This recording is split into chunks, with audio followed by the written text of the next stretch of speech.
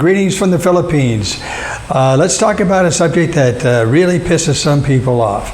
And if you are married to a Filipina and you have a large age spread, and actually even if you're not even married to a Filipina, if you're in the United States and you have a large age gap spread, you will sense the criticism amongst you. And what you find here in the Philippines is it's very common. If a Filipina is with a foreigner, you can figure there's probably going to be a significant age gap of at least 5 to 10 years.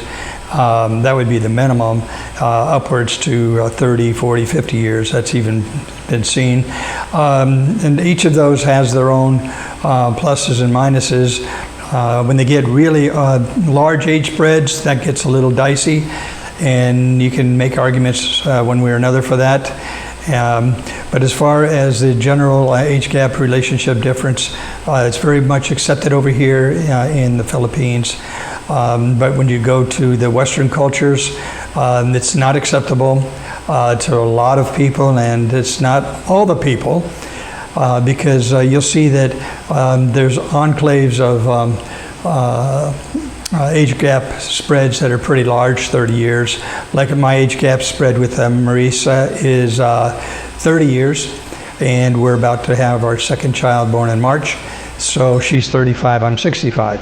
But when we met, I was about 52 and she was about 22.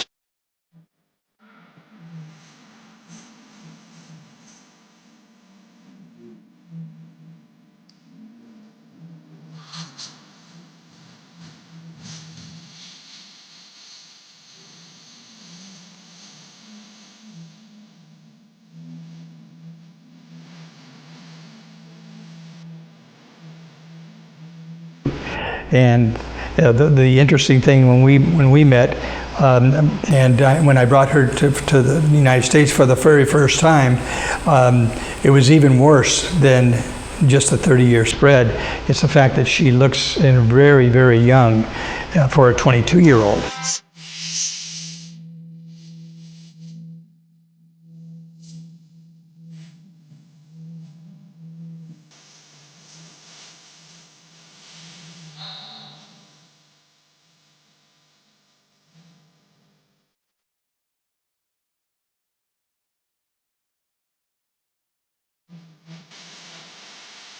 It was a little tough on Maurice when we went to the States, and I'll tell you about that in a minute.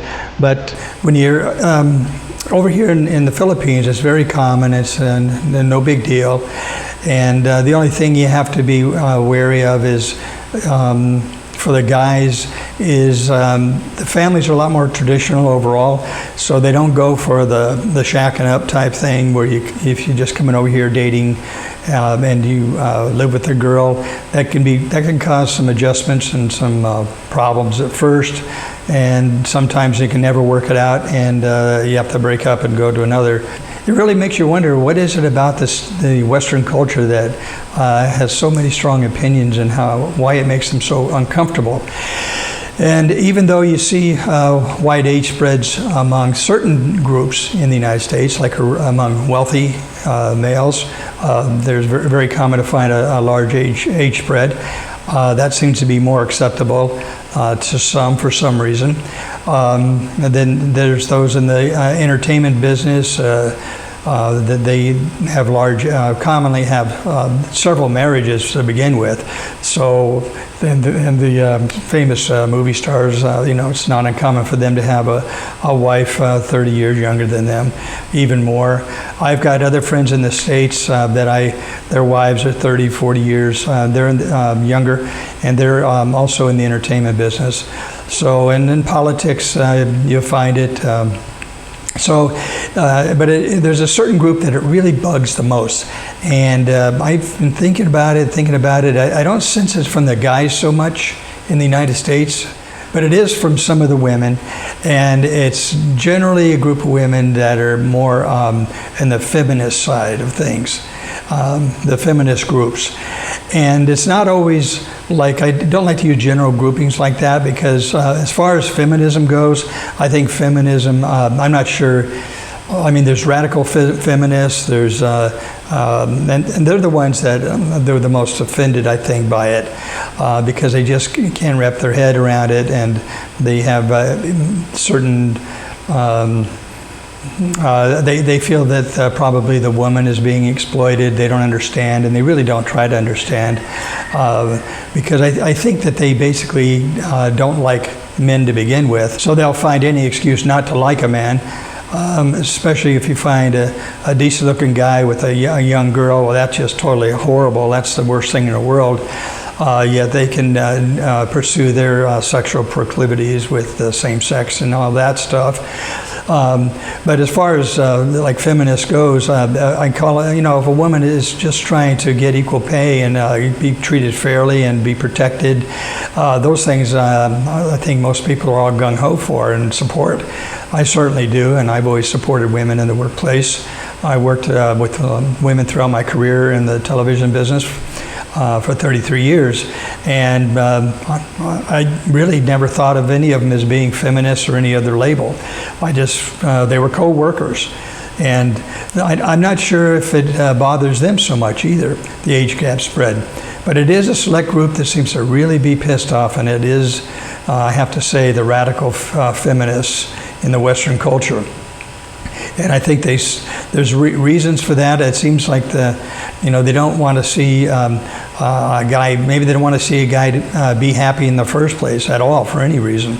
The feminists have to remember that large age gap spreads have been very common throughout world history, going back since beginning of civilization. I mean, people didn't really look at age so much in the same terms that, and using the same criteria to judge it that they do in the Western culture.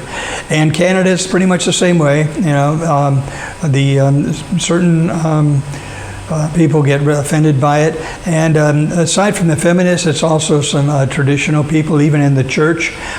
We would go to church in our state in Reno or anywhere we were at. We'd drop in at the church. Some of the older women with their older husbands, would look down upon Marisa and because she did actually look very young, so that was a little uncomfortable.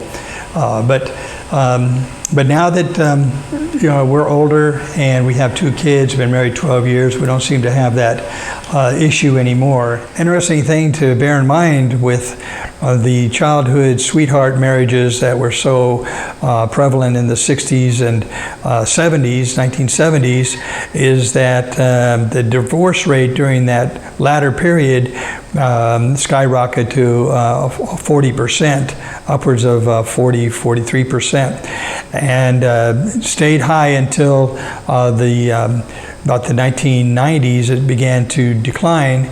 And it didn't decline because relationships were suddenly getting better in the United States. There was all the turmoil and strife still happening amongst the married couples, and divorce was still happening.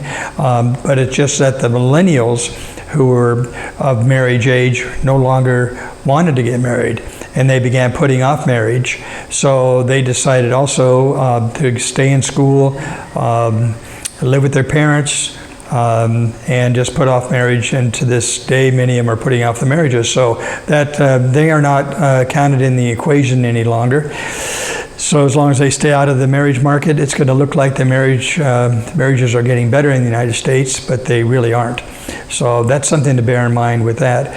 So all the divorces and all the drama going on in the Western cultures, and things people do and decisions they make, it affects their mentality, and they tend to have their opinions changed and degraded, I think, by their own pathology that has been affected by their own behavior and poor decision making they made in their lives. So what they end up doing is they project their disdain for a older man trying to be happy, and a younger Filipina, beautiful as they are, and they stay young looking for a long time. So there's a lot of things that really piss off the Western culture, and it's usually not the men so much as it is the women, and they have to kind of look at that and figure it out for themselves. Hopefully they'll just work on themselves and enjoy life to the full and try to find out really the best way to be happy. So, and that's what we're doing, and God bless all you guys out there trying to find a beautiful wife and make the rest of your life happy and fulfilled. But if you guys have had that experience, you know what I'm talking about, leave me some comments about it. And for sure, if you come to the Philippines, you're not going to see that problem so much. But just have to be respectful. The guys have to be respectful to the traditional families over here. That a lot of them really don't want you to be living with their daughter unless you're engaged or going to be married. That does kind of offend them, but it's not the age spread.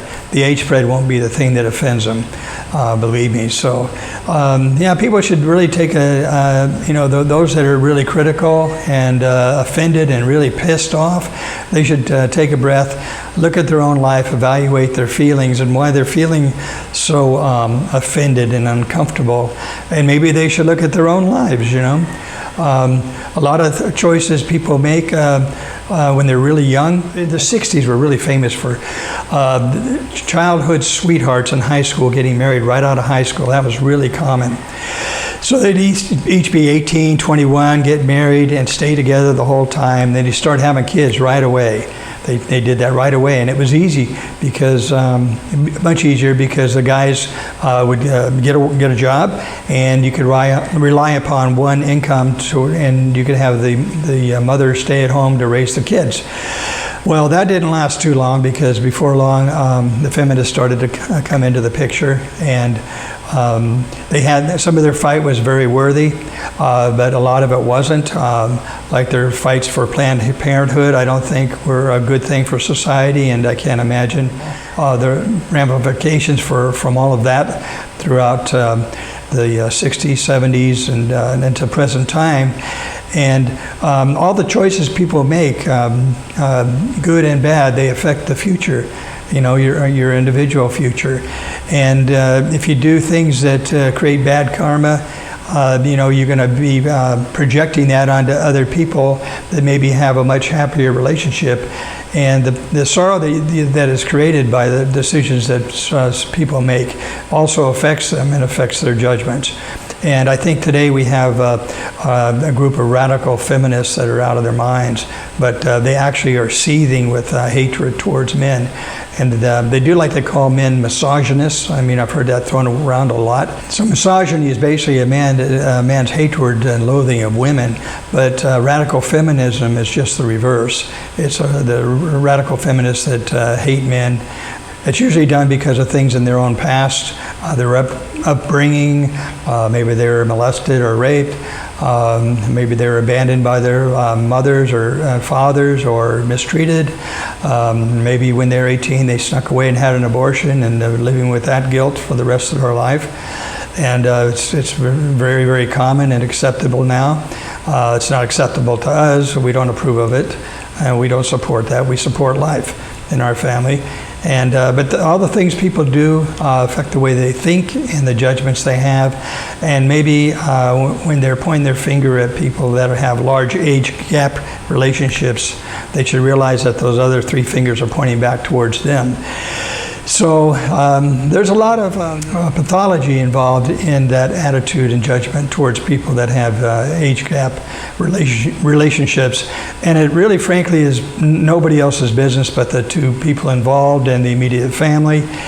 And that's our outlook on it, and we also try to stay open-minded and not judge other things we don't understand. Like we personally don't understand other lifestyles, and we don't judge it, but we just don't want to deal with it. So, but we try not to judge it. So fortunately, we don't seem to have any more of those condescending looks and attitudes coming our way. Of course, we don't have it here in the Philippines in our travels, but even in the States, it seems to be a thing of the past. So I guess Marisa, now that she's 35, it seems more acceptable. But people are going to think what they want to think, and they really need to worry about their own pathology and what they've been doing with their own lives and their own history and their own mental health. So, hey, everybody out there, our beautiful YouTube family, Merry Christmas to you guys, and have a Happy New Year. I'll talk to you in the next video coming up in just a couple days. Take care.